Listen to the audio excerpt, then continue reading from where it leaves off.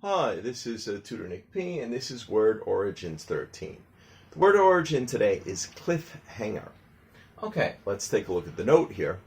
A cliffhanger is a story or situation in which the film is shown in parts or segments. So it could have many parts. It could have just 2 or 3 parts, or it could have 10 parts. And at the end of each segment, it leaves the audience in suspense, so that they will be more certain to want to see the next part. So it leaves you in anticipation. Oh my God, what's going to happen next? Oh no, what happened? What's going to happen? So kind of like that. So let's continue. The origin of cliffhanger comes from the serial films, which were popular in the first half of the 20th century. This series was shown in chapters, and each part was screened at a movie theater for a week, and the next week would have a continuation. So this was really before the days that people had TVs in their house. So this was a way that the movie theater got people to come back every week to watch it. So I remember even, I think I talked with my father about this.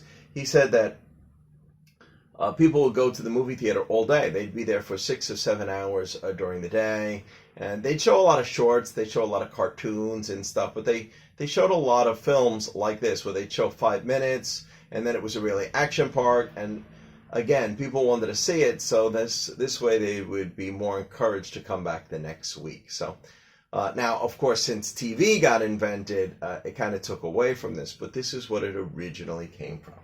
So let's continue here.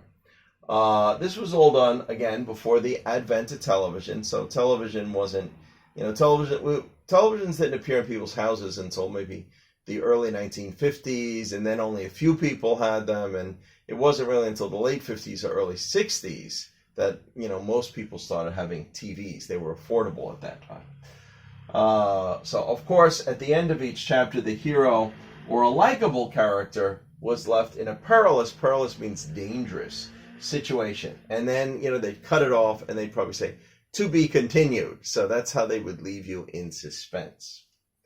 Okay, let's continue. The term cliffhanger itself did not appear until the mid-1930s.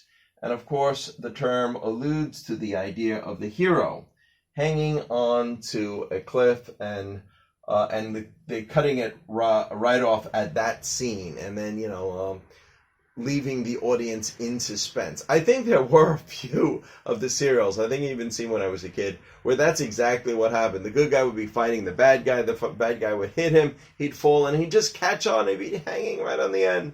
That was your typical idea. That's where the term cliffhanger came from.